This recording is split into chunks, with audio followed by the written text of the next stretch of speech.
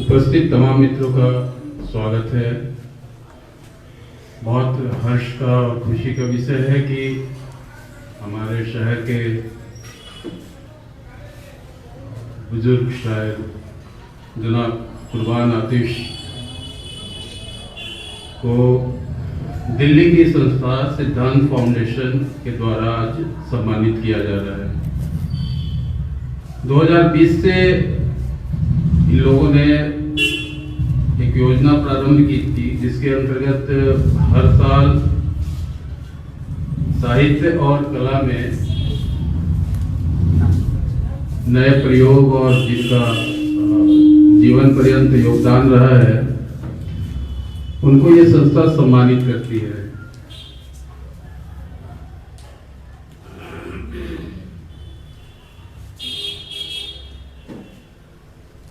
इस संस्था में की समिति में और चयन समिति में जो लोग शामिल हैं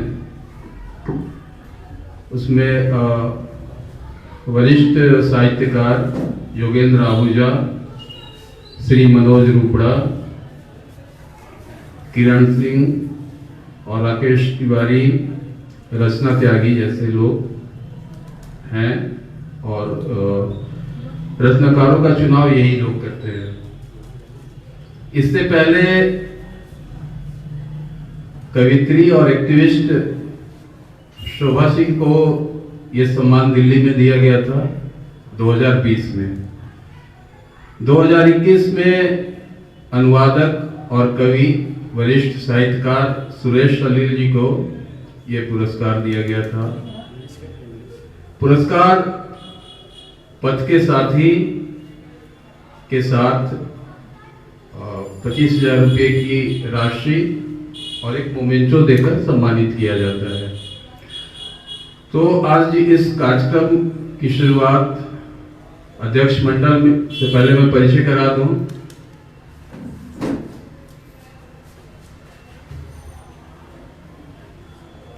कसीम सासारामी अध्यक्ष मंडल में है, वरिष्ठ शायर हैं, सासाराम से ताल्लुक रखते हैं।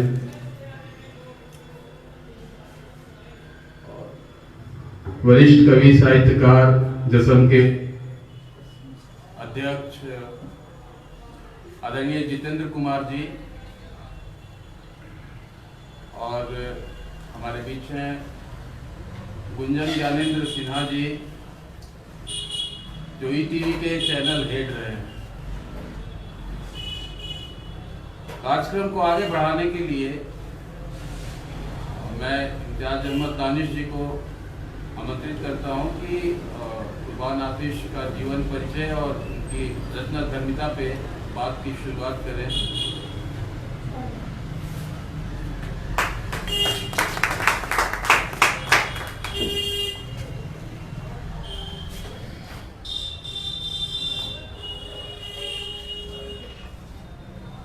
धन्यवाद वल्लभ जी। सबसे पहले कुर्बान आतिश को इस सम्मान के लिए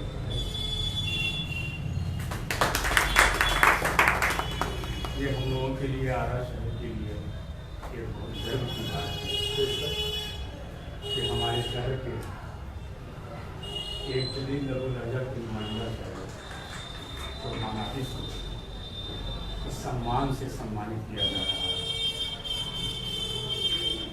आइए उनके जीवन पर प्रकाश डालते हुए उनकी शायरी का एक मुख्तसर जायजा मैं पेश कर रहा हूँ। हालांकि उनकी शायरी पर कुछ कहना सूरज को दिया दिखाने। बहरहाल चूँकि हमारे उस्ताद हैं और मैं उनके साना बसाना रखता हूँ, लिहाजा उनकी एक एक गज़लें, एक एक अशार ज़हन नसीब होते हैं। तो आइए मैं अपने जज्बात का इजहार कर रहा हूँ कि जदीद लबो लहजे के नुमाइंदा शायर कुर्बान आतिश फूल से ही पहचाने जाते हैं। आपकी पैदाइश 1 जनवरी 1958 को हुई। खेताड़ी मोहल्ला आरा की तंग गलियों में जिंदगी के साथ शायरी भी परवान चढ़ी। इस खित्ते की मिट्टी बहुत उर्वर है। 18वीं सदी के शायर बाकर आड़ी, कद्र बिलगरानी, सफीर बिलगरानी, 19वीं सदी के शायर में बद्र आरवी, वली हैदर गुहर जैसे सैकड़ों शायर हैं जो इस मिट्टी के उपज हैं। बहुत से शायर आज भी गुमनामी के सहरा में भटक रहे हैं। मैं आपको बताऊं कि 1864 में मिर्जा गालिब के 5 शागिर्द थे आरा में, जिसमें जो 2 शागिर्द थे कद्र बिलगरानी और बाकर आरवी। कद्र बिलगरानी के का दीवान और उनकी गज़लें अगर आप गूगल को सर्च करेंगे तो मिल जाएंगे, लेकिन बाकर आरवी गुमनाम हो चुके हैं। उनकी दीवान मैंने एक कूड़ेदान से उठाया था। घटना सभी हमारे साहित्यकार मित्रों को मालूम है। उसमें 18-20 किताबें हमको मिली थी, जिसमें कद्र बिलगरानी का भी दीवान शामिल था। आज भी वो उनका दीवान मेरे सराहाने रखा हुआ है। बहुत ही सख्त जमीन में उन्होंने शायरी की और गालिब के अजीज शागिर्दों में कद्र बाकर आरवी का शुमार था। शारीरिक तौर पर विकलांग कुर्बान आतिश अपने जीवन में हमेशा संघर्ष करते रहे। रोजी रोटी की तलाश में कभी मुंबई की तंग गलियों में भटके तो कभी वृंदावन में अपनी कसीदाकारी का जौहर बिखेरते रहे। इसी क्रम में कसीदा गोई का सिलसिला भी जारी रहा और जिंदगी की तल्ख हकीकतें शेरी पैराए में ढलती गई। एक फनकार का जाति किरदार उसकी फनकारी में झांकता नजर आता है। बकौल कुर्बान आतिश कि मेरी किस्मत लिखने वाले का कलम है मुख्तलिफ, इसलिए सबसे मेरा रंजो अलम है मुख्तलिफ। इनकी शायरी आरंभ से ही जिद्दत पसंदी की हायल रही।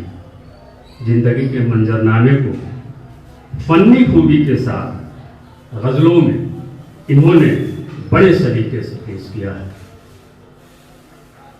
उनकी पहली गजल जो गालिब को समर्पित थी, चंद अशार देखिए कि तुमने पूछा नहीं हुआ क्या है, तुमने पूछा नहीं हुआ क्या है, दर्द दिल की मेरे दवा क्या है, दिल संभाले नहीं संभालता, मैं हूं हैरान कि ये हुआ क्या है। कुर्बान आतिश की शायरी का तेवर वो उनकी पहली गजल। मैं गालिब का मतला रखता हूँ और कुर्बान आतिश का एक शेर गालिब का है कि दिले नादाम तुझे हुआ क्या है, आखिर इस दर्द की दवा क्या है, दिल संभाले नहीं संभलता, अब मैं हूं हैरान कि ये हुआ क्या है। गालिब की शायरी को दूर से ही मानी व मफहूम के एतबार से छूती हुई इनकी शेरी सफर की शुरुआत। कुर्बान आतिश की गजलों की बड़ी खुसूसियत यह है कि उन्होंने अपनी गजलें खुदसर और सख्त जमीनों में कही। मुश्किल रदीफ मुनफरिद काफी में गजल कहना उनकी फन्नी खूबी को उजागर करता है। इस संदर्भ में उनके कुछ अशार देखें कि गुबारे इश्क ने रखा न पैरहन बेदाग, तुझे दिखाई दे कैसे मेरा बदन बेदाग, फिजा में रंग बिखेरा है कैसा मौसम ने, किसी का तन रहा बेदार और न मन बेदार। कुछ और शेर है उनका कि ये गर्द शब मेरी तस्वीर को खस्ता न कर दे, कहीं मीनार-ए तनवीर को खस्ता न कर दे, गमों की काई जमती जा रही है, डर है आतिश ये पत्थर कर लिखी तहरीर को खस्ता न कर दे। हमारे शहर की मिट्टी बहुत उर्वर है और आरा की साहित्यिक इतिहास पर अगर आप रोशनी डालें, जिसे चीन में माहिर आरबी ने 1727 से 1947 के बीच लिखा है, तो उसमें कई ऐसे नाम हैं जिन्होंने खूबसूरत जमीन और मुश्किल जमीनों में गजलें कही। उस वक्त के यहाँ के जो स्थानीय शायर थे, आप वैसे शायर जिनके राष्ट्रीय स्तर पर एक उनकी पहचान थी, माहिर साहब ने वो किताब आ रहा है एक शहर सुखन जरूर लिखी, लेकिन उस पर जो वो नाकदाना निगाह जो डालनी चाहिए थे वो न डाल सके। जाहिर सी बात है कि एक व्यक्ति इतना बड़ा काम करे, वो आखिर उस एक इतिहास लिखे और शायरी के उन पहलुओं को वो कैसे छू सकता है। लिहाजा उन्होंने मुझसे कहा था कि मेरे इस आरा शहर के इतिहास को तुम जहन नसी कर लेना, और अगर मैं न रहूं तो इस पर जरूर कुछ काम करना। और उसके इतिहास को पढ़ना ये मेरा एक मामूल बन गया, और आज भी उस इतिहास को सीने में मुक़य्यद रखे हुआ हूं। देखिए, उस टाइम के जो शायर थे उसमें बहुत सारे ऐसे शायर गुजरे हैं जिन्होंने बहुत सख्त जमीन में गजलें कही। उसमें सफीर बेलगरामी और उसके बाद सफीर बेलगरामी बद्र आरबी, उनका देहांत 1920 में हुआ। उन्होंने भी बहुत सख्त जमीनों में गजलें कही। शायद इसी ज़िम्ने में कुर्बान आतिश कहते हैं कि मेरी क्या बिसात की मैं शायरी कर लूं, शायद किसी शायर की आत्मा मुझ में तहलील हो गई है। मैं क्या शायरी करूंगा, शायद किसी शायर की रूह आत्मा मुझ में तहलील हो गई है। 1960 ईस्वी से 2000 ईस्वी के बीच, 1960 से 2000 ईस्वी के बीच, इन 4 दहाइयों में उर्दू शायरी में एक बड़ा बदलाव आया और जदीद दौर का आगाज हुआ। इस संदर्भ में वरिष्ठ आलोचक शमसुर रहमान फारूकी किताब उर्दू गजल के एक अहम मोड़, यह किताब पढ़ी जानी चाहिए।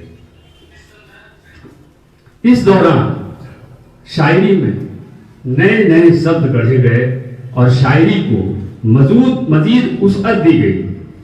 एक एक अशआर की परत दर परत खुलने लगी। शायरों ने अपने इस तरह बेचैनी अपनी जात के हवाले से अपनी कैफियत को अपनी शायरी में समोया। कुर्बान आतिश भी उस पंक्ति में खड़े नजर आए। मेरी जुबान से निकले जो आफताबी लफ्ज वो बन गए हैं जहां के लिए निसाबी लफ्ज। निसाब कहते हैं अध्याय। मेरी जुबान से निकले जो आफताबी लफ्ज वो बन गए हैं जहां के लिए निसाबी लफ्ज। इस गजल में उन्होंने जिन काफियों का इस्तेमाल किया, देखिए उसकी उन्होंने कैसे कैसे शब्द बनाए। इनकलाबी लफ्ज, गुलाबी लफ्ज, महताबी लफ्ज, सवाबी लफ्ज, इस तरह से नए शब्द गढ़कर अपने अशार को अपने अशार के कैनवस को उन्होंने बड़ा से बड़ा बनाया है। गजल एक नाजुक सिंच है। बात जितनी पर्दे में की जाए, शेर का कैनवस उतना ही बड़ा होता है। कुर्बान आतिश ने सपाट बयानी से हमेशा परहेज किया। इस्तिआरे के तौर पर पेड़, फल, फूल आदि जैसी चीजों का इस्तेमाल किया और इसके इस्तेमाल करने में उन्होंने अपने फन को पिरोया है और हवा से खमसा का पूरा ख्याल रखा है। हवा से खमसा कहते हैं कि जिस चीज का इस्तेमाल हम अपनी शायरी में कर रहे हैं तो उसमें हमारे कितने हवास काम कर रहे हैं। 5 हवास होते हैं, आंख, नाक, कान। तो जिन चीजों के इस्तेमाल में ज्यादा से ज्यादा हवास काम करेगा, जाहिर सी बात है कि उस चीज का अगर इस्तेमाल किया है तो उसका कैनवस बड़ा से बड़ा होगा। तो कुर्बान आतिश ने अपनी शायरी में इस बात का खास ख्याल रखा है। और देखिए जैसे उनका शेर है कि गिरा है कट के परिंदे का अंग कागज पर, गिरा है कट के परिंदे का अंग कागज पर, जमा हुआ है बहुत सुर्ख रंग कागज पर। और ये शेर कि कलम की नोक चुभी क्या हमारी उंगली, शेर को गौर कीजिए कि कलम की नोक चुभी क्या हमारी उंगली में, मचल उठी है लहू की तरंग कागज। ये लहू की तरंग अगर यूं कहा जाए साहब, आप जानते हो कि उर्दू शायरी में एक फन पैकर तराशी का होता है। ये बात उन दिनों की है। एक शायर का एक शेर, शायर एक मैगजीन आता था बॉम्बे, उसमें एक गजल छपी थी, तो उसमें एक शेर था, एक शायर था कि ऐसे लगते हैं सजर भी कोई बूढ़ा शख्स था, कट गया तो टहनियों से खून जारी हो गया। तो मैं नहीं जानता था कि किस फन के जुमरे में आता है। तो कुर्बान आतिश के जो उस्ताद थे शाहिद करीम साहब, मैंने उनसे कहा, वो अक्सर पूछा करते थे कि तुमने कौन सा रिसाला पढ़ा है, कौन सी मैगजीन। उस वक्त मेरा शुरुआती दौर था, तो मैंने कहा कि ये शेर हमको बड़ा पसंद आया। तो उन्होंने कुर्बान साहब से कहा कि देखो भले ही वो इस फन को नहीं जानता है, लेकिन उसने शेर को इंतखाब जो किया कि ये शेर, तो ये पैकर तराशी को जुमरे में आता है। अगर आप गौर से कुर्बान आतिश की शायरी को पढ़ेंगे तो जगह जगह ये फन आपको छुपा मिलेगा। मैंने पहले भी कहा कि गजल को किसी एक चश्मे से नहीं देखा जा सकता है, उसके मुख्तलिफ पहलुओं पर गौर करने की चीज है। और शायरी जैसा कि आप जानते हैं फिक्र तलाश करती है।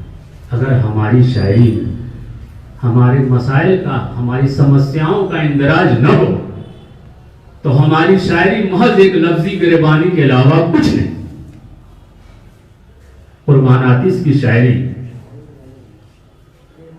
महज उनकी जिंदगी का नोहा नहीं, कुर्बान आतिश की शायरी महज उनकी जिंदगी का नोहा नहीं, बल्कि अपने हिसार से निकलते हुए हमारे ध्यान को विभिन्न समस्याओं की ओर आकृष्ट कराया। मौजूदा हालात की तर्जुमानी करते हुए कुछ अशार देखिएगा कि साख दर साख अगर धूप के पहरे होंगे, साख दर साख अगर धूप के पहरे होंगे, किसी पत्ते के कहां खास सुनहरे होंगे। और जब कभी दर्द की चीखों से फिजा गूंजेगी, जब कभी दर्द के चीखों से फिजा गूंजेगी, शहर की भीड़ में हम लोग भी बहरे होंगे। और एक से देखिए मौजूदा हालात के तनाजुर में जो अभी माहौल चल रहा है उसके तनाजुर में देखिए शेर है कि सीने में उंडे, सीने में उंडे हैं सब मौजे गम रोते हैं, सीने में उंडे हैं सब मौजे गम रोते हैं, बेकफन लाश लिए सड़कों पे हम रोते हैं। अच्छी शायरी का यही कमाल होता है कि एक शायर की आप बीती जग बीती बन जाती है। यकीनन उनकी शायरी में निराशा दिखाई देती है, वहीं आशा की किरणें भी फूटती हैं।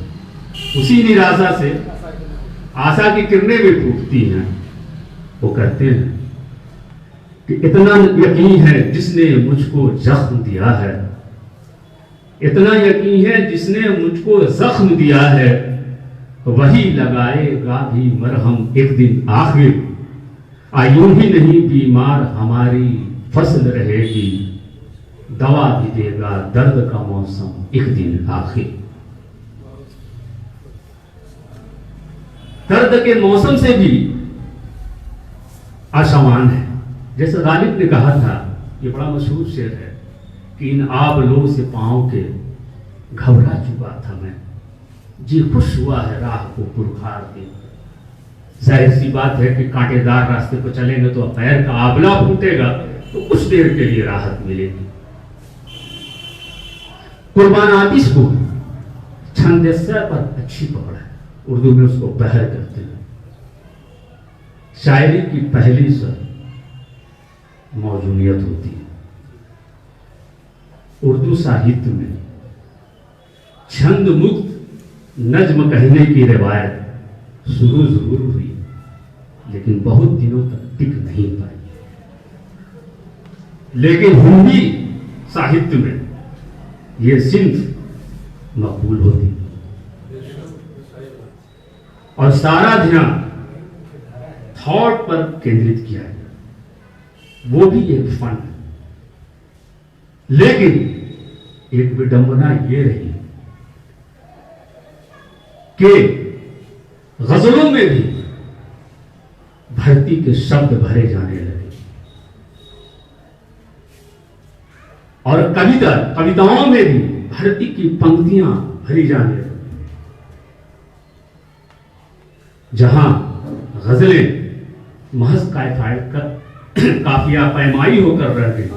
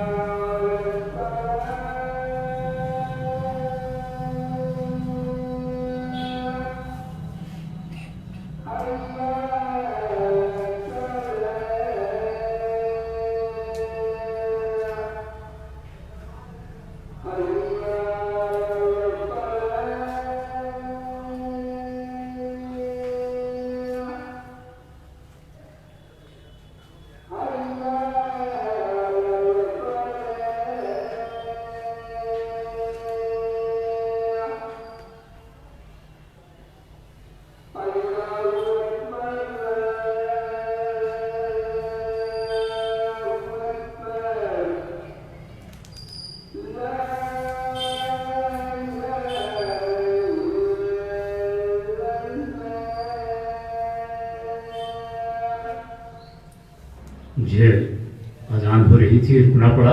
तो मैं कह रहा था कि जहां एक और गजलों में धरती के शब्द आने लगे, कविताओं में भी धरती की पंक्तियां, धरती के शब्द आपको मिलेंगे।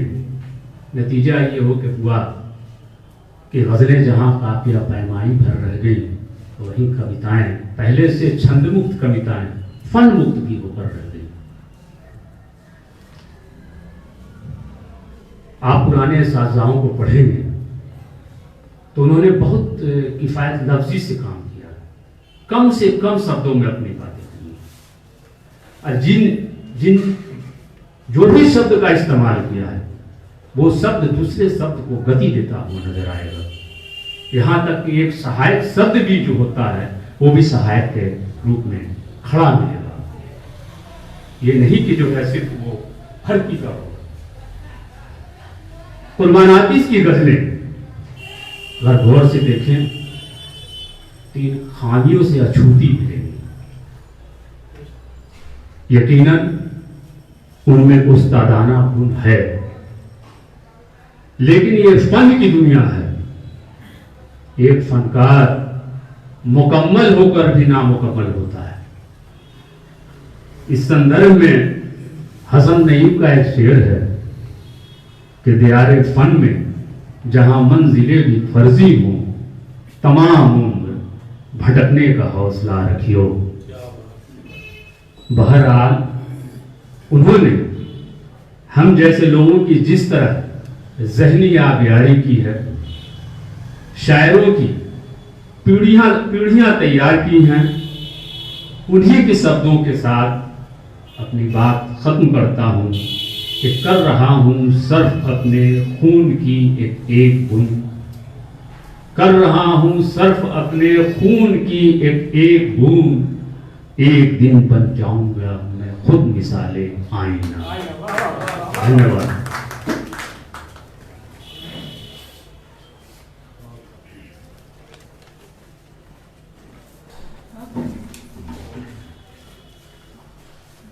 बहुत धन्यवाद इम्तियाज भाई,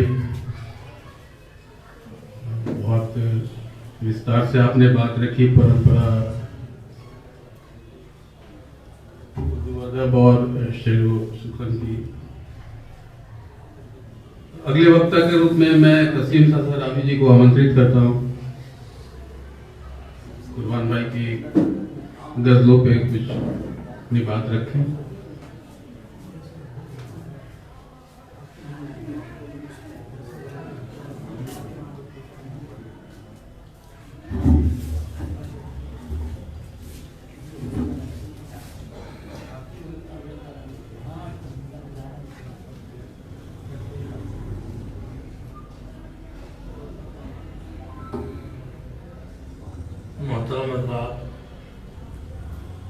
मुझे कुर्बान भाई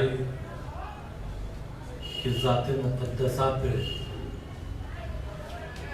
चंद अल्फाज बोलने को कहा गया है।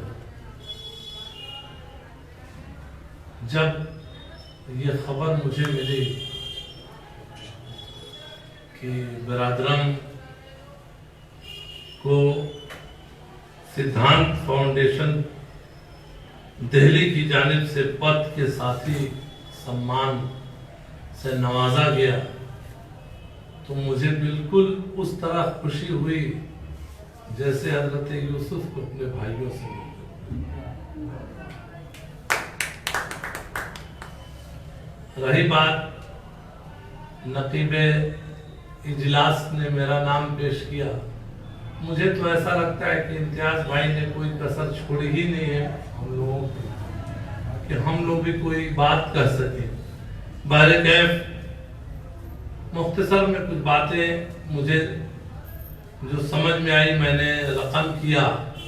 आरा शहर सदियों से अदब का गहवारा, इसमें कोई शक नहीं, जैसा कि इम्तियाज भाई ने अभी बताया। यहाँ की मिट्टी से शेरो अदब की खुशबू मिलती थी, मिलती है, मिलती रहे इंशाअल्लाह। और ये सही है कि हजरत गालिब की आमद भी हुई थी यहाँ। शागिर्द नहीं छोड़ा था, बल्कि यहाँ के मुशायरे में वो शामिल भी हुए थे। और नातगो शायर आला हजरत की भी आमद यहाँ हुई थी। ये वो अजीम शहर है। बहरकैफ गुज़श्ता सदी में हफीज बनारसी, प्रोफेसर अनीस इमाम, डॉक्टर तलहा रिजवी बर्क, माहिर आरवी, शाहिद कलीम, प्रोफेसर ताज प्यामी जैसी शख्सियात ने यहाँ उर्दू अदब की आबियारी की। साथ ही साथ कुर्बान आदिश साहब के साथ साथ मुनीर सैफी, जैसे कफील अनवर और शौकत सबा कैफी वगैरह ने भी इनके शाना बशाना शायरी की। और जब मैंने बचपन से जवानी की तरफ कदम रखा तो इन लोगों से कुर्बान आतिश के मुतालिक कुछ सुना, लेकिन मैंने कुछ सुना था, लेकिन आप तो राई नहीं पर्वत है। आप एक अजीम हस्ती है। इनकी आला शायरी के गुलशन में इन्होंने अपनी पहचान बनाई, अपने शेर व अदब की खुशबू बिखेरने में कामयाब हुए और शागिर्दों का एक काफिला तैयार कर दिया। शागिर्दों का काफिला, आने वाली दुनिया, उस काफिले में बहुत सारे शोरा हैं जिसमें इम्तियाज साहब ने ऐलान किया कि मैं हूँ, सरफराज अशर साहब है और दीगर बहुत सारे लोग हैं, किन किन का मैं नाम लूं, कामयाब हुए और उन्हें भी आसमानी अदब के सितारों की तरह दुनियाई शेर व अदब में पेश करने का अजीम काम किया। ऐसे बाज़मत शायर कि जितनी पजीराई की जाए कम है, जितनी तारीफ की जाए कम होगी। एक शेर मैं कहूंगा इनके मुतालिक, अदब का ताज तो सर पर जरूर रखा है, अदब का ताज तो सर पर जरूर रखा है, मगर खुदा ने तकब्बुर से दूर रखा है। मगर खुदा ने तकब्बुर से दूर रखा है। और हाथ में बैसाखी इस बात की जमानत है कि अल्लाह ने आपको अपाहज बनाया, लेकिन अपने फन के कदमों से ये इतनी दूर निकल गए कि मुझे ऐसा लगता है कि एवरेस्ट की चोटी चढ़ने में कामयाब हो गए। और मैं चाहता हूं कि चंद शेर भी आपकी जाते गिरामी पे पेश कर दूं। अगर मुझसे कुछ हो सका है तो दादो तहसीन से नवाजिएगा, दुआओं से नवाजिएगा। कुर्बान आरा शहर का अनमोल नाम है। कुर्बान आरा शहर में अनमोल नाम है। कुर्बान आरा शहर में अनमोल नाम है, हर दिल के आबगीने में इनका क़याम है। इम्तियाज भाई, हर दिल के आबगीने में इनका क़याम है और देते हैं सैकड़ों के सुखन पर ये मशवरा, देते हैं सैकड़ों के सुखन पर ये मशवरा, है सबके वास्ते ये मोहब्बत का आईना, है सबके वास्ते ये मोहब्बत का आईना। शायर बड़े अजीम हैं, किरदार है अजीम। शायर बड़े अजीम हैं, किरदार है अजीम। कुर्बान जिसको कहते हैं फनकार है अजीम। बहुत खूब। कुर्बान जिसको कहते हैं शायर बड़े अजीम है, किरदार है अजीम। कुर्बान जिसको कहते हैं फनकार है अजीम। और ऐ साहबे हुनर तेरी अजमत को सलाम, ऐ साहबे हुनर तेरी अजमत को अस्सलाम। शेरो अदब की पाक मोहब्बत को अस्सलाम, शेरो अदब की पाक मोहब्बत को अस्सलाम। और कुर्बान तूने जो ये सजाई है आरामे, कुर्बान तूने जो ये सजाई है आरामे, शेरो सुखन के फूलों की जन्नत को सलाम, शेरो सुखन के फूलों की जन्नत को सलाम। और आरा, आरा को आबे, आप माने पानी, जी जी, आरा को आबे शेर से सैराब कर दिया, आरा को आबे शेर से सैराब कर दिया। जर्रों को अपने फैज से महताब कर दिया, बहुत खूब, वाह क्या बात। जर्रों को अपने फैज से महताब कर दिया। आरा को अपने शेर से सैराब कर दिया, जर्रों को अपने फैज से महताब कर दिया। और बहुत अच्छा मक्ता समाप्त कीजिए। अगर सही बात हो गई हो तो तालियों से मेरा हौसला बुलंद करेंगे इरशाद हो, इरशाद कि हो।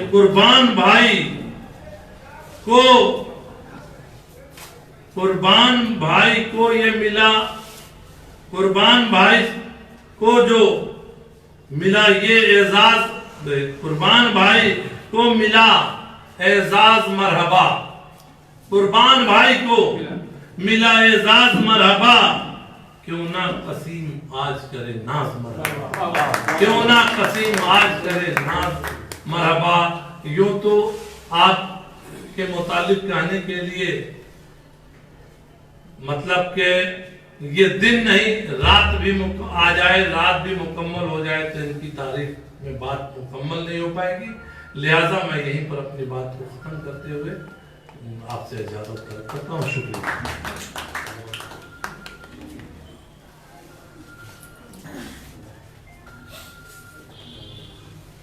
बहुत शुक्रिया कसीम साहब।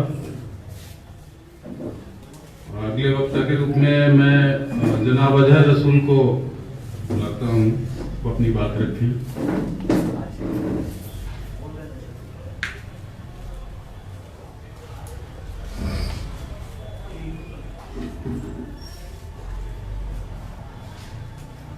सामीन अस्सलाम वालेकुम,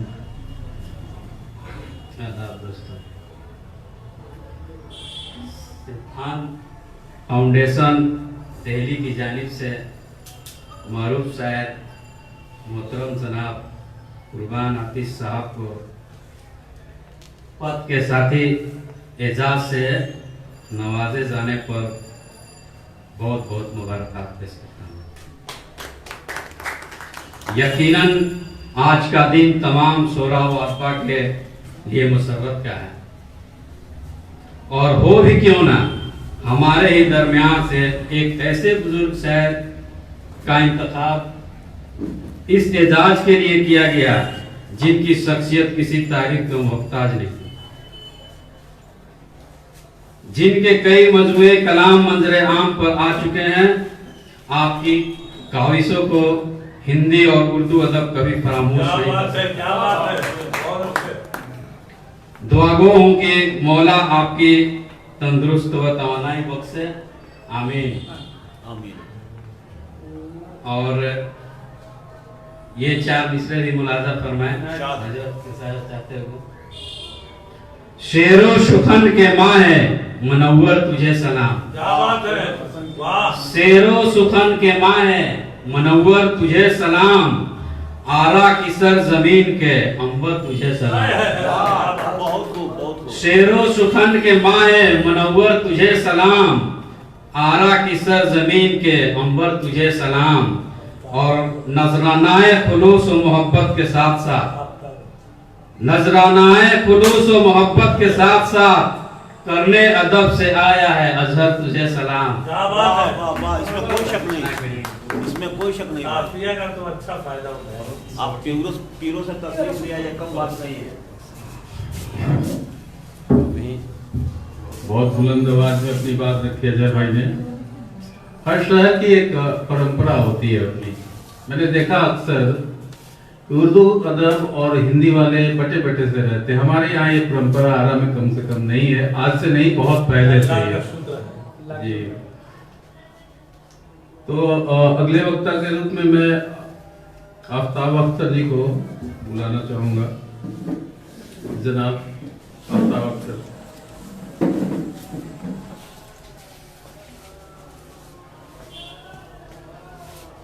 अस्सलाम वालेकुम। वालेकुम अस्सलाम। मोहतरम हज़रात, आज मारूफ शायर जनाब कुर्बान आतिश साहब की जो सर के सिपा सलार हैं तमाम शायरों के, बेशक अल्लाह इन्हें जो मकाम अता किया है इसके वो हकदार भी हैं। सिद्धांत फाउंडेशन पद के साथी ने उन्हें एजाज देकर हमारे जिला का भी नाम रोशन किया है। मैं तहे दिल से जनाब कुर्बान आतिश साहब की साथ साथ फाउंडेशन के तमाम अराकीन को मुबारकबाद पेश करता हूँ। और इदारा में के यूरोप की जानिब से मैं उनका क्या बात है, ये हुई बात। और एक शेर से नवाज रहा हूँ, क्षमा फरमाए। मुबारक हो तुम्हें कुर्बान आतिश, वाह, मुबारक हो तुम्हें कुर्बान आतिश, तुम्हें एजाज का सेहरा मिला है। वाह वाह एजाज का सेहरा मिला वाह, है। एजाज का सेहरा मिला है, वाह। कमाल का शेर पढ़ा आफ्ताब साहब ने। और हमारे बीच मौजूद हैं शमशाद प्रेम जी, वरिष्ठ पत्रकार हैं। और कोई है नहीं भैया?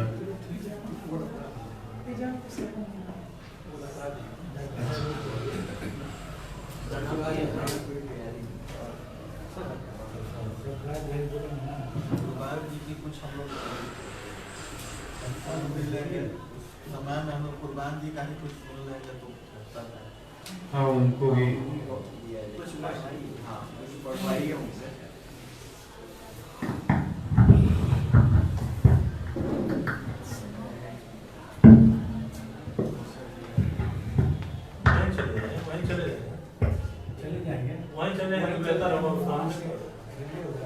चले जाएंगे वहाँ से। आ जाइए कुर्बान भाई। लोगों की मांग है कि कुर्बान भाई की गजलें शुरू।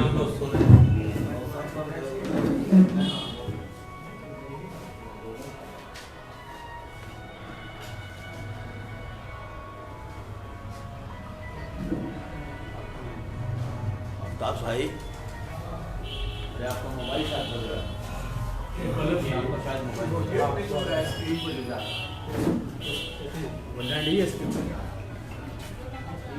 कोई बात नहीं।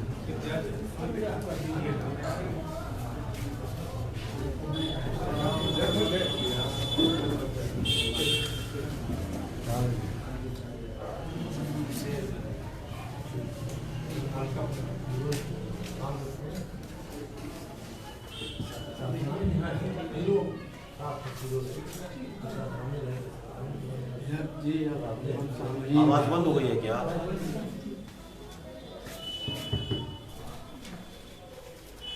नमस्ते और आदाब। मुझे जो है माइक को नीचे कर दीजिए। दान फाउंडेशन की जानिब से पद के साथी के नाम से जो एजाज दिया गया है, मैं उन तमाम अराकीन का शुक्रिया। ठीक है, मतलब इसके लिए मैं बदल को लेकर नहीं आए जो सुनाए। आप अपना तासुरात पेश कीजिए कि आपको ये इनाम दिया गया तो आप क्या महसूस कर रहे हैं?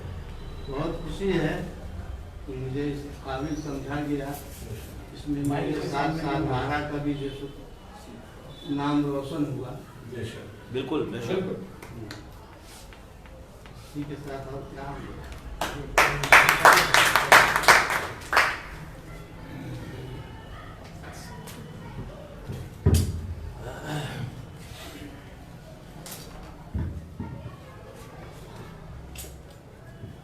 हमारे बीच उपस्थित है सतराज भाई, बोलेंगे।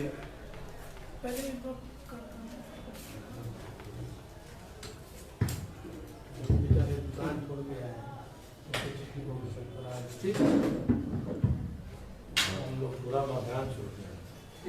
वरिष्ठ है सरफराज असर जी, उनको मैं आमंत्रित करता हूँ।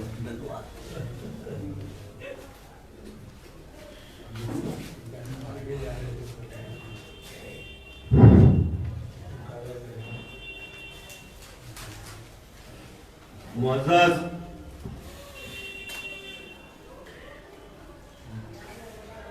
शुरा-ए-किराम, मुअज़्ज़ज़ अध्यक्ष मंडल, मुअज़्ज़ज़ शुरा-ए-किराम, कविगण व समाईन हजरात, अस्सलामु अलैकुम, आदाब। मोहतरम जनाब कुर्बान आतिश उस्ताद पुरगोश शायर हैं। कुर्बान आतिश का वजूद उर्दू गजल के लिए एक ऐसा सरमदी नगमा है जिसमें हमेशगी की रूह तड़पती है, जिसकी आंखों में मोहब्बत का अनाउल हक एहसास जगमगाता है, क्या बात है। जिसकी खामोशी भी आवाज है। माशाअल्लाह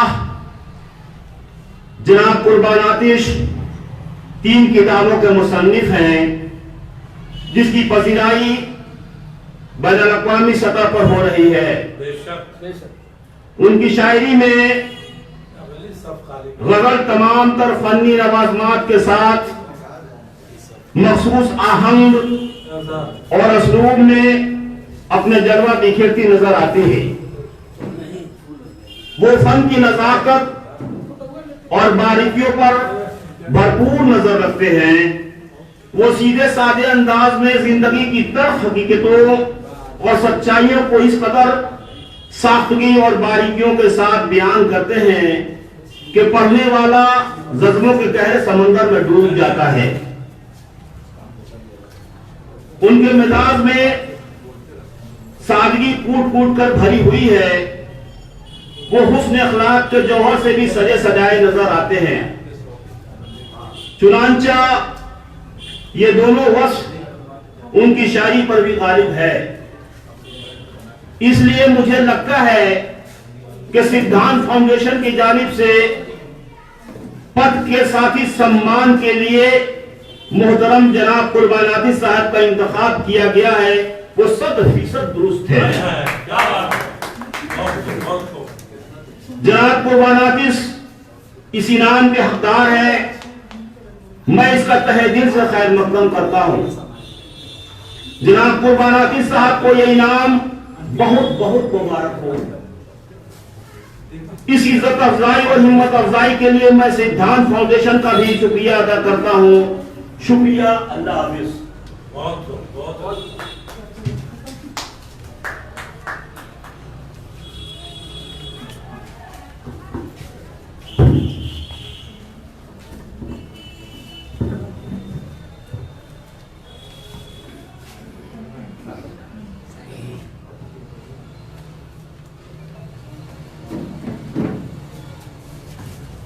हमारे बीच उपस्थित हैं वरिष्ठ रंगकर्मी और वार्ड पार्षद शमीम आबिद साहब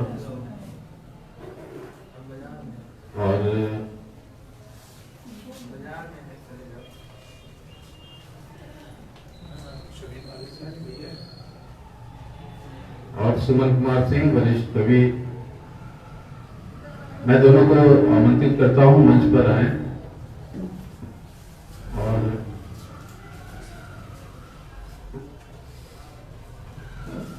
इम्तियाज भाई आप भी आ जाइए।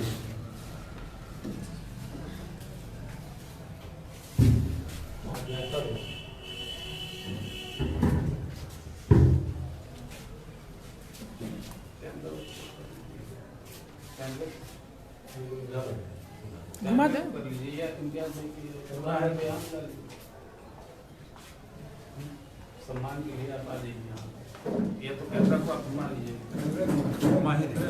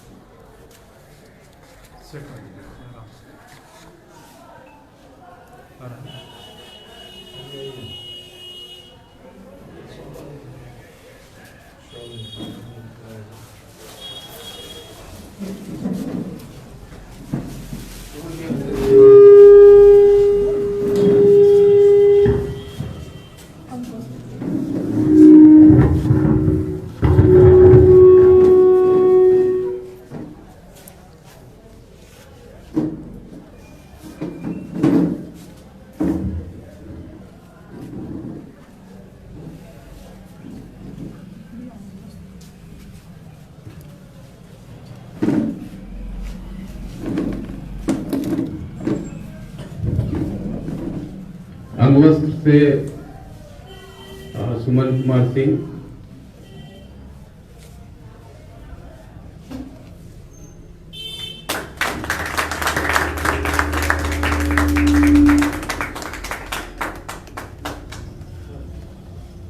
आदरणीय गुंजन जी को मैं बोलूंगा मोमेंटो के लिए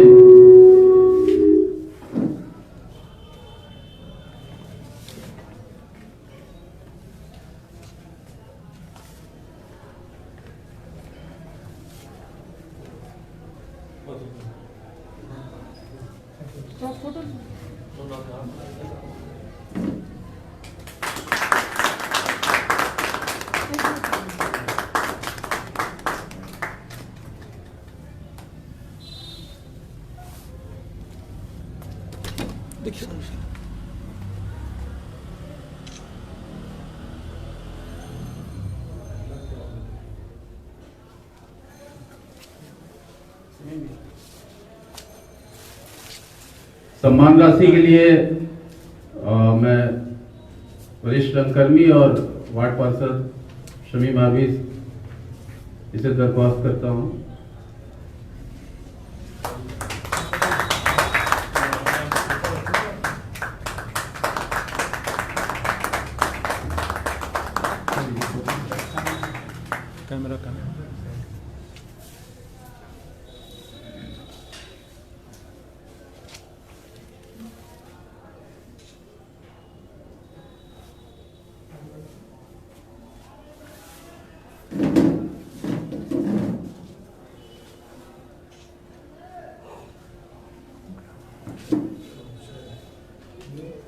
तीनों लोग को खड़ा हुआ कराइएगा, देख लीजिए जैसा जैसा एक साथ एथी कर दीजिए तो तीनों लोग कुछ इधर आ जाइए, आप लोग आ जाइए।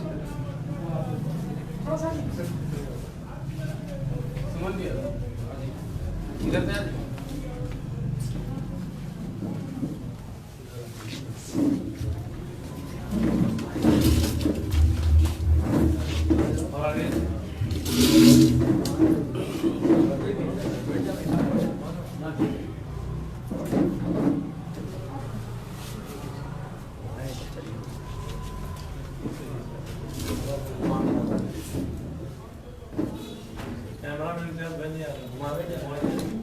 कॉर्नर पर चले जाए।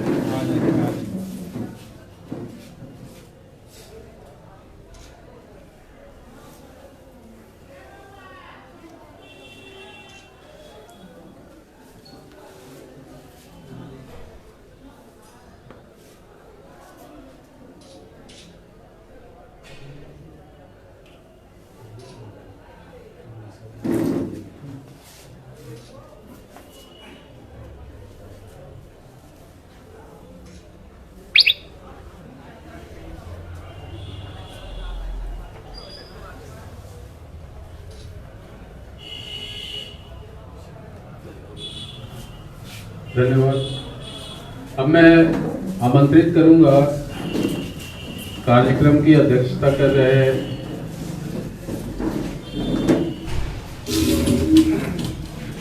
जसम के हमारे राज्य के अध्यक्ष और वरिष्ठ साहित्यकार आदरणीय जितेंद्र जी को कि वो अपनी बात रखें।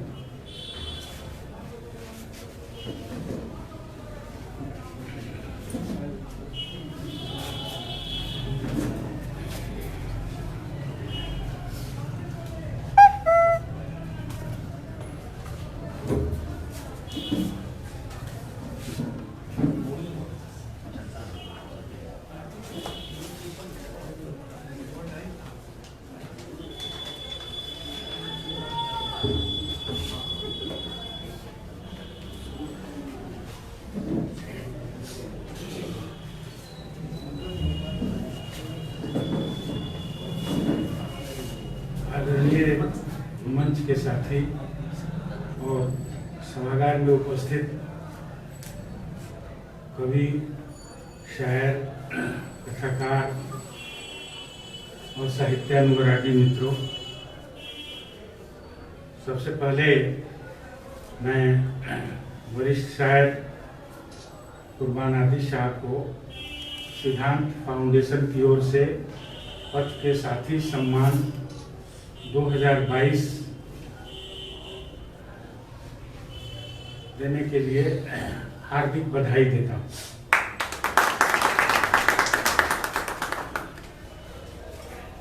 ये सारी बातें तो हमारे युवा शायर इम्तियाज़ अहमद दानी साहब ने कही ही थी। हम लोगों के लिए तो कुछ छोड़ा ही नहीं कि उसमें हम लोग और क्या जोड़ें। लेकिन मेरी उत्सुकता ये बनी रहती है। आरा में 3 ज़बानों में जो लेखन कार्य होता है, उर्दू, हिंदी और भोजपुरी, तो तीनों के साथ मेरे अपने व्यक्तिगत रिश्ते हैं। मैं तीनों पर लिखता भी रहता हूँ, कुछ खोजता भी रहता हूँ। तो इम्तियाज़ साहब से पहले भी बात हुई है। वो जो बहुत पुराने ऐतिहासिक शायर बेलग्रामी साहब और सदर साहब और लोगों के बारे में जो वो बताए,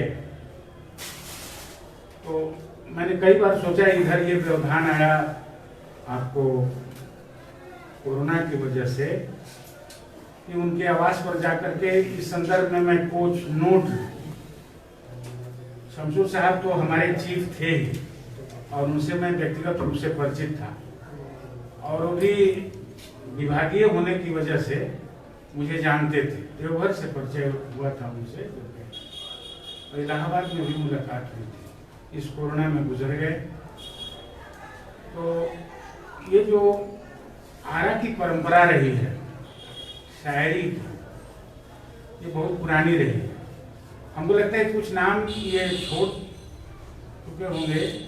हमको एक लेडी टीचर से मुलाकात हुई टाउन स्कूल आरा में। तो टाउन स्कूल हैदर साहब के परिवार में जो बनाया था, उसमें जो लिखा हुआ है, उसमें एक महिला टीचर हैं जो प्रोफेसर एजाज अहमद की पत्नी हैं और इंग्लिश पढ़ाती हैं शायद वो। तो मुझे नहीं पता था कि मैं मिलना चाहता था उस परिवार के लोगों से जिन्होंने वो टाउन स्कूल आरा की स्थापना की थी।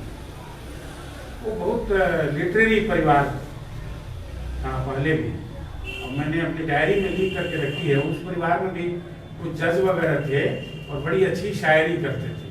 लिखा है उसको मैंने, लेकिन आज वो डायरी वगैरह खोज करके तो नहीं लाया। और एक मेरे साथ विभाग में उस नाम को भी जोड़ना चाहिए था, लेकिन नाम क्यों छूटता है मैं नहीं जानता हूँ। आलम खुर्शीद हमारे साथ है।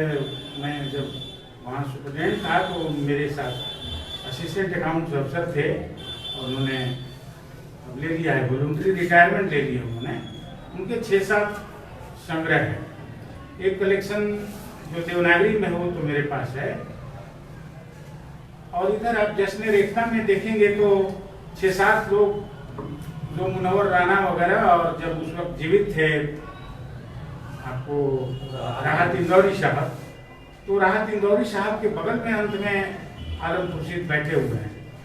उर्दू भी जिस तरह से आप कहते हैं कि भोजपुरी और इंटरनेशनल लैंग्वेज है, तो उर्दू भले बंगाल में न समझी जाती हो, लेकिन दुबई में बखूबी समझी जाती है। और लगातार वहाँ जश्न रेखता के कार्यक्रम होते हैं, और भारत के बहुत प्रसिद्ध, शायद ही कोई वैसे शायर हों जो दुबई के कार्यक्रम में भाग न लेते हों। और मैं उसको बराबर सुनता हूँ। शायद ही कोई दिन होगा जब मैं वो शायरी नहीं सुनता। तो एक नाम वो आना चाहिए था। ये नुमान शौक वगैरह आरा के ही हैं, दूरदर्शन वगैरह में दिल्ली में शौक लिखते हैं कि जौक लिखते हैं। तो उनका भी नाम, जब उर्दू शायरी का नाम लेते हैं तो उनका नाम आना चाहिए था। शादी सिद्दीकी साहब से मैं परिचित था, और 1-2 बार आपको हाफिज बनारसी साहब के साथ भी बैठने का मौका मिला। उस समय मैं क्योंकि शायरी चाहता था, जो भी कि सीखूं क्या है ये। तो पता नहीं आपके घर में या किनके घर में वो काजे हमारे मकान के पीछे में था ना जी, उसमें हाफिज साहब से। और एक बड़े आपको यहाँ के, उनको बड़ा ही शायद बहुत बड़ा, उतना नहीं जितना आप लोग हैं। आपकी चर्चा प्रशंसा मैं कर रहा था रास्ते में डॉक्टर साहब से। इम्तियाज साहब की मैं प्रशंसा कर रहा था बहुत सारे। कल सुन रहा था, मुनव्वर राना ने कहा कि आरंभ में जो उर्दू के उस्ताद होते हैं, उसमें कई उस्तादों के पैर वगैरह दबाने का अवसर उनको मिला, सेवा करने का, खिदमत करने का अवसर मिला। तो उन लोगों ने कहा कि देखो अगर शायरी करना चाहते हो तो कम से कम ये करो कि 1000 शेर याद, 1000 शेर, तब शायरी आरंभ करो। वो सब बातें हैं, लेकिन इसमें जो हैंडीकैप या दिव्यांग शब्द है हिंदी में, आपके बीच, हम लोगों के बीच जो बैठे हैं कुर्बान आतिश साहब, इनके शेर, इनकी गज़लें पाकिस्तानी अखबारों में और मैगजीन्स में छपती हैं, तो उस नाते ये सिर्फ हिंदुस्तान तक सीमित नहीं है। हम लोगों ने बार बार आरा की बात जरूर की कि आरा बहुत उर्वर धरती है, निश्चित उर्वर धरती है, लेकिन जब उसका विस्तार होते जाता है तो आप समझिए कि इनकी पहचान पाकिस्तान तक है। अगर उधर और लोग उर्दू का होता और उससे आगे और भी जगह पहचान है तो खैर। और सब तो आपने बताया ही कि इनके 3 और हो चुके हैं, और ये किताब आपके पास होगी, आप लोगों के बच्चों के पास। तो अब ये सोचिए कि एक दिन जाबिर हुसैन साहब ने फोन किया, वो दुआबा निकालते हैं, आप जानते हैं, पूर्व मंत्री हैं, पटना में रहते हैं। तो इसमें, इस किताब में मेरी भूमिका है। इस भूमिका को लेकर के जाबिर साहब ने मुझे फोन किया, कहा कि ये कुर्बान आतिश कौन आदमी है? साधारण आदमी है। और उनकी विकलांगता की जब चर्चा की वो मन से काफी दुखी हुई। इनसे भी कुर्बान साहब से मैं कह रहा था, जाबिर हुसैन साहब ने इस भूमिका को लेकर के मुझे फोन किया कि ये लिखे हैं इनके बारे में, ये कौन है, कैसे हैं, मैंने बताया। मैं चाहता हूँ कि आप अगर गड़बड़ी ना हो तो 5-10 मिनट 10 मिनट मुझे दें, इस भूमिका का कुछ अंश सुनाना चाहता हूँ। सारी बातें आप कह चुके हैं, लेकिन इसी भूमिका का कुछ अंश है तो लंबा। तज़ीने अदब आरा, बिहार के सदर हैं शायर कुर्बान आतिश। उनके पांव दिव्यांग हैं, इसलिए व्हील चेयर पर चलते हैं। पिछले लगभग 25 वर्षों से मैं उनकी शायरी से परिचित हूँ। वे उर्दू लिपि में अपनी गज़लें लिखते हैं। उनकी गज़लों की अंतर्वस्तु और संवेदना ने मुझे विशेष तौर पर आकृष्ट किया। यह एक आयरनी है, यह एक विडंबना है, यह एक आयरनी है हमारे हिंदी पट्टी समाज की कि उर्दू वाले देवनागरी लिपि जानते हैं और हिंदी वाले उर्दू लिपि तो नहीं ही जानते हैं। हिंदी शुद्ध नहीं लिख पाते। हिंदी वाले हिंदी शुद्ध नहीं लिख पाते हैं, न बोल पाते हैं। जबकि उर्दू वाले जब हिंदी में लिखते हैं तो शुद्ध लिखते हैं। क्या बात। आलम खुर्शीद का मेरे पास मैंने पोस्टकार्ड लिखा था, एक तो जीपीएफ का मामला था, उस पर उनका आलम खुर्शीद का जो पत्र है मेरे पास, मैं लगता है कि मेरी याद में कभी वो पत्र मैं भूल नहीं पाऊंगा। इतनी अच्छी हैंडराइटिंग और 100% शुद्धता के साथ, वर्णी की शुद्धता के साथ एक उर्दू के शायर ने मुझे पत्र लिखा और कहा कि ये काम आपका मैं कराऊंगा। और ये भी जब लिप्यांतरण, जिसकी चर्चा मैं करूंगा, इन्होंने अपनी गजलों का देवनागरी में लिप्यांतरण करके जब मुझे दिया भूमिका लिखने के लिए, तो उसमें वर्तनी की हर तरह की शुद्धियां थी, कोई अशुद्धि नहीं, शायद ही कहीं मामूली कुछ हो। तो मैंने शायर कुर्बान आतिश से गुजारिश की कि वे अपनी 100-150 गजलें स्वयं देवनागरी में लिप्यांतरित कर दें, जिससे कि हिंदी पाठकों तक आपकी शायरी पहुंचे, क्योंकि हिंदी भाषी विशाल पट्टी में बहुत बड़ा हिस्सा जिंदगी की जद्दोजहद में शामिल है, जिनकी अंतर्वेदना को आपकी गजलें स्वर देती हैं। शायर कुर्बान आतिश साहब से मेरी गुजारिश स्वीकार कर ली और इस शर्त के साथ कि इस लिप्यांतरित गजलों का जो मजमुआ होगा, कलेक्शन, उसकी भूमिका मैं लिखूंगा।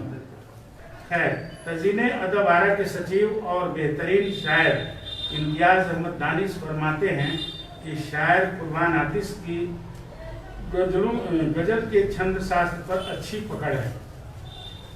ये बीच में दो पंक्ति बोल दूं कि बहुत से हिंदी वाले या कहीं गजलों का ये मैं छंद शास्त्र समझना चाहता हूँ, तो एक आदमी को फोन करता हूँ, उनका नाम कुर्बान आतिश है, कि आइए चाय वगैरह किया जाए और हम लोग कुछ इस छंद को समझें। क्या बाहर इन्होंने किसी को तख्तिया आता है कि नहीं आता है, और 25 मात्राएं गिर करके कैसे 22 मात्राएं हो जाती हैं, इस पर कुछ लाइट डालिए। तो खैर बहुतों के साथ, चाहे भोजपुरी वालों का भी, आखिर उसमें भी तो छंद शास्त्री होता है ना, तो भोजपुरी हिंदी के शेरों का, गजलों का, इनसे मैं समझने की कोशिश करता हूँ। खैर सोचा पंक्ति दूसरा सुनिए, जो एक जो आत्मपरकता है इनमें, वो कैसे वस्तुगतता में बदल जाता है। हमने ये मार्क किया कि कहते हैं ये उसमें मैं शैली आती है, आत्मपरक शैली, लगेगा कि शायद अपना निजी दुख लिख रहा है, लेकिन गहराई में जाने पर पता चलता है कि नहीं, ये सिर्फ आत्मपरक शैली है। लेकिन ये शायर, इसका कैनवस कहते हैं कि बहुत बड़ा है और इसका सामाजिक सरोकार है, इन शेरों का सामाजिक सरोकार है। हमारा समाज संक्रमण के दौर से गुजर रहा है, समग्र बहुआयामी आपाधापी है, बहुकोणीय आतंक का खूब अंधेरा छाया है, आदमी आदमी के बीच दूरी बढ़ी है, सामाजिक संवेदनाएं घटती जा रही है, एक दूसरे को रौंद कर आगे बढ़ जाने की प्रवृत्ति बढ़ी है, विश्वास का संकट है, सभी सिमत में भय व्याप्त है। साहित्य का मूल उद्देश्य संवेदना, प्रेम, भाईचारा, करुणा, दया और मनुष्यता का नवनिर्माण करना है। हमने यहाँ लिखा है कि मनुष्यता का इस एक शब्द पर ध्यान देंगे, निर्माण नहीं करना है, नव निर्माण करना है। वहाँ एक नव शब्द है, तो नव निर्माण करना है। गजल साहित्य की एक विधा है, इसलिए गजल अपनी युग चेतना से विपत होकर, जिस गजल में, शेर में, कविता में, कहानी में या उपन्यास में अगर युग चेतना नहीं है, समसामयिकता नहीं है, समय नहीं बोलता है, तो समझिए कि उसको ज्यादा दिन लोग याद नहीं रख पाते। एक दिन मैंने कहा था कि भाई साहित्य जरूरी है राजनीतिज्ञों के लिए भी। आप इतिहास पढ़ करके राजाओं के बारे में जान सकते हैं, लेकिन समाज के बारे में जानना हो, समाज का दुख दर्द जानना हो, तो आपके पास, आपको शायरों के पास जाना होगा, शायरी के पास जाना होगा, गजल के पास जाना होगा, कविताओं के पास जाना होगा, उपन्यास और कहानियों के पास जाना होगा। कि जनता का दुख दर्द वहीं अभिव्यक्त है, वहीं अभिव्यक्त है। तो शायद कुर्बान आतिश के शेर मनुष्यता के पक्ष में खड़े देखते हैं। वे अपनी शायरी में, आपने भी इसको मार्क किया है कि वे अपनी शायरी में सपाट बयानी से हमेशा बचते हुए कलात्मक ढंग से अपनी बात रखते हैं। उनके शेरों में आम आदमी की आंतरिक पीड़ा, नाइंसाफी का दर्द स्वर पाता है। उनके शेरों की कथन शैली आत्मपरक है, यानी ऐसा लगता है जैसे वे अपनी निजी बातें कह रहे हों, लेकिन उससे एक अंतर्ध्वनि निकलती है जो आत्मपरकता को वस्तुपरकता में रूपांतरित कर देती है। जैसे एक शेर है, वह मुझसे आज कैसी आजमाइश हो रही है, यह मुझसे आज कैसी आजमाइश हो रही है, शिकस्ता जिस्म पर पत्थर की बारिश हो रही है। तो इसका अगला शेर भी यही पेश करना मुनासिब होगा। रवैया मुतलिसाना उसका तुम जो देखते हो, मुझे बर्बाद करने की ये साजिश हो रही है। तो शायर के अनुभव संसार में बड़ी तल्ख अनुभूतियों का मंजर है। उन्हें मानव मन की गहरी समझ है। ईर्ष्या द्वेष से भरे इस समाज में गला काट कंपटीशन है। एक दूसरे को रौंद कर आगे बढ़ने की अमानवीय प्रकृति हिलोरे मार रही है। वर्चस्वशाली और अधीनस्थ दो खेमों में बढ़ चुका है गांव और कस्बा। जंग जैसी स्थितियां टोले मोहल्ले में है, इसमें भी से कर सामान्य आदमी जब जिंदगी की जद्दोजहद में पैमाल है, घायल है, उसे सहानुभूति और सहयोग की आवश्यकता है। मानवीय संवेदना के पाए से उसके जख्मों को सहलाने की जरूरत है, तब उसके शिकस्ता जिस्म पर हमले होते हैं। एक चीज थोड़ा आगे कि शायर की ज्ञान संवेदना परिपक्व है, वे बुनियादी बातें नहीं बल्कि अपनी भावनाओं को एक माकूल शेर में अभिव्यक्त करते हैं। मैं वाकिफ खूब हूँ इन कलाहों की अदा से, मेरी आवाज गुम करने की काविश हो रही है। तो ये कुछ शेर अगर किताब आपके पास हो तो उसको पढ़ लेंगे। इस मजबूरे में संकलित पृष्ठ 42, 44, 51, 55, 58, 73, 88, 90, 125, 130, 138, 142, 144 पढ़ी जा सकती हैं, जिसका मूल स्वर खौफ है। इसमें एक खौफ है, कहाँ छुपाएं अपने सर को परिंदे भी, आग के जैसा रात दहकती रहती है। हर एक शख्स के चेहरे पे खौफ तारी है, टपक रहा है लहू कासाए सेहत से, दहशत अजब बनी है। अब ये खौफ दहशत ये देखिएगा कि इन शेरों में जिसको मैंने उद्धृत किया है, शब्द की रेदा तनी है हमारे भी शहर, शहर दर शहर जले या कि गुलों की वादी, अब नहीं कहर का खुर्शीद चलेगा शायद, तुम न जाना कभी हवेली में रोशनी काट खाने वाली है। एक दूसरा शेर है, सब्ज पत्ते कहीं न जल जाएं, वो शोला गिराने वाली है। एक शेर में वो कहते हैं, मेरी राहों में शाम की खुशबू दुख की चादर बिछाने वाली है। क्या कंट्रास्ट है, मेरी राहों में शाम की खुशबू दुख की चादर बिछाने वाली है। अब छुपाएंगे सर कहाँ, शायर गुलशन जलाने वाली है। खौफ खाऊं न क्यों हवाओं से, कुछ पत्ता हूँ और क्या हूँ।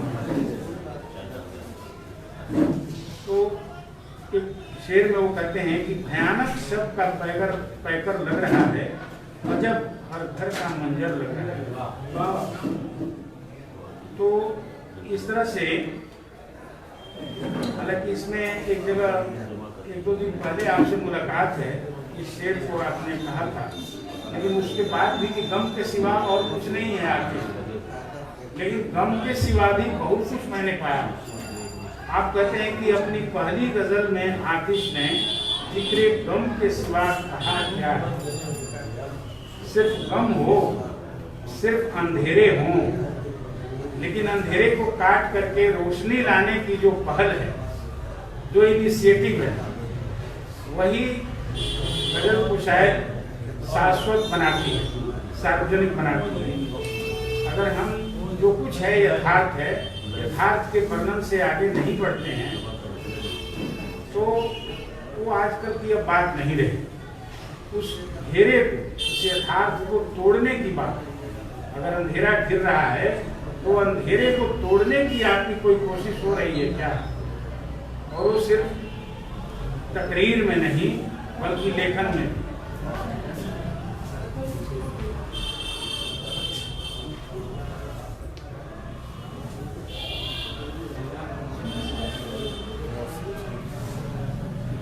इसी में जो प्रतिरोध का एक है, जो गम की बात करते हैं, वो 2-3 चंद शेर हैं, उसको सुन लीजिए। वे अपने शेरों में आत्मविश्वास का मानवीय मूल्य रचते हैं। हम शानावर नदी समंदर के, हम शानावर तैराक नदी समंदर के तेज धारे में बह नहीं सकते। हम हैं पानी। इसकी खूबसूरती जो हिंदी वाले हैं जरा वो भी देखेंगे, बातचीत में समय जाया न करें, इस खूबसूरती को देखें। और जो हम लोग मुक्त छंद में लिखते हैं उस तरह के बिंब अगर रचें तो बड़ी अच्छी बात होगी। हम हैं पानी, हमारा रूप है क्या, एक सांचे में रह नहीं सकते। ये शेर बहुत बड़ी बात है, इस शेर में है, मुझे लगता है कि दूसरे लोग। ऐसी दीवारें जिसमें जान है हम, ऊपर से ढह नहीं सकते, इसमें सिर्फ गम नहीं है। ऐसी दीवारें जिसमें जान है हम, होकर से ढह नहीं सकते। एक दिन हो तो चुप रहें आतिश, एक दिन हो तो चुप रहें आतिश, हर घड़ी जुल्म सह नहीं सकते, हर घड़ी जुल्म सह नहीं सकते। गजल 132 में एक अंतिम शेर है जिसके दूसरे मिसरे से इस कलेक्शन का शीर्षक लिया गया। झील भी सूख जाएगी आतिश, मैं सुलगता हुआ सारा। एक संवाद है इनके ये में, आप ये अंत में 2-4 शेर ये कर करके ये ध्यान आकर्षित करना चाहता हूँ। है तो ये भूमिका लंबी भूमिका है कि उनकी शायरी में तारीख, अंधेरा, तिरगी, रात, शब्द आदि शब्द बहुत मिलते हैं। ऐसा नहीं है, एक बार फिर इसको आप दोनों का ध्यान आकर्षित करते हैं कि उनकी शायरी में तारीख, अंधेरा, तिरगी, रात, शब्द आदि शब्द बहुत मिलते हैं। ऐसा नहीं है कि सुबह, दिन, उजियारा, रोशनी, धूप जैसे शब्द नहीं मिलते हैं, लेकिन तारीखों, अंधेरों, रातों, शबों, तिरगियों से संघर्ष करते हो एक संघर्ष चेतना भी है। ऐसा लगता है जैसे वे जीवन के इन नकारात्मक मूल्यों से लगातार जूझ रहे हों, उजियारा, रोशनी, धूप, सुबह और दिन को स्थापित करने के लिए। इस क्रम में वे व्यक्ति से सामूहिक रूप से समाज से गुजारिश करते दिखते हैं, आओ मिलजुल कर जीवन के सकारात्मक मूल्यों के लिए संघर्ष किया जाए, बचाया जाए। इसलिए वे सावधान करते नजर आते हैं, हवेली में कहीं रोशन अंधेरा हो न जाए। एक चेतावनी है, एक अलर्ट है कि हवेली में कहीं रोशन अंधेरा हो न जाए। वे कहते हैं, तारीकी ये सहरा ने ऐसा मुझे घेरा, रात के सन्नाटे में यह कैसी आहट सी हुई, आग के जैसा रात दहकती रहती है, इतना कर्म किए जा ऐ रात के मुसाफिर, तारीख भर किए जा ऐ रात के मुसाफिर। मुझको उसने दे दी है तिरगी खरीद कर, अंधेरा भर गया क्या मुझमें मंजरे फितरत। अंधेरों तारीखों तिरगियों से लड़ते हुए वे कहते हैं, अब नई सुबह। एक तो आप कह रहे थे कि उम्मीद की किरणें हैं, और शायद शायरी वही सफल है जिसमें उम्मीद कुछ दिखे। बिल्कुल, इतना नकारात्मक पहलू हो कि उम्मीद ही नहीं जी, सिर्फ यथार्थ का वर्णन करते करते चले गए, तो उसको कहा जाए कि एक अधूरी कविता है। अब नई सुबह आने वाली है, जिंदगी मुस्कुराने वाली है। इन मिसरों में एक उम्मीद जो देखते हैं, रोज पीता हूँ जहरे गम, लेकिन मैंने छोड़ी न सब्र की बाहें। बहरे अमवात से गुजर जाऊं, बस अपने कहाँ अजायम हैं। रोज ख्वाबों से ताक भरता हूँ। ये बड़ी अच्छी पंक्तियां हैं। ये जो ताक है, तख्ता है, रोज ख्वाबों से, सपना अगर नहीं हो, रोज ख्वाबों से ताक भरता हूँ। ये है रंग जमाल का डब्बा। मैं भी एक आफताब रखता हूँ, तिरगी का जवाब रखता हूँ। मैं तो मुहताज हूँ, किसी का नहीं, अपनी पलकों के ख्वाब रखता हूँ। ये शब्दों के शायर हैं। तो इनको फिर ये कहूँगा कि पर्यावरण की हिफाजत के लिए भी इनकी शायरी में जगह है। आजकल देखते हैं कि बहुआयामी बातें आती हैं। शायर की कवि की दृष्टि उसकी अंतर्दृष्टि कहाँ कहाँ जाती है, क्या क्या देखती है, उसकी ओर भी ये देखते हैं। ये देखिए पर्यावरण के बारे में, जमी चांद तारे, नदी के किनारे, पहाड़ों के गिरते ये अमृत के झरने, ये अफलाकों बादल, ये दरिया, ये जंगल, सबा गीत गाए, चमन मुस्कुराए। बहुत बहुत बधाई, हार्दिक बधाई।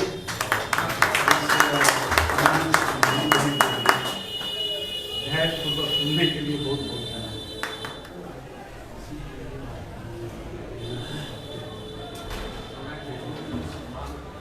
धन्यवाद जितेंद्र जी। आज के दौर में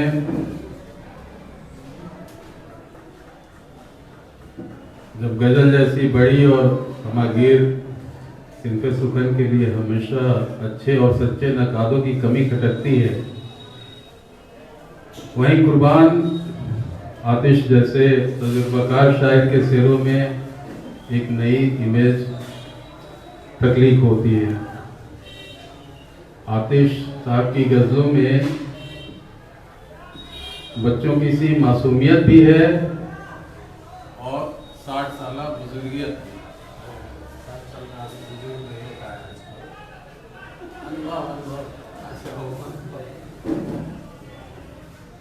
जैसा तमाम शायरों ने भी अपनी बातों में दर्ज किया, मैं सिद्धांत फाउंडेशन और उनके सदस्यों की तरफ से जनाब कुर्बान आतिश को बधाई देता हूं और आज के कार्यक्रम की समापन की घोषणा करता हूं। धन्यवाद। आ गई।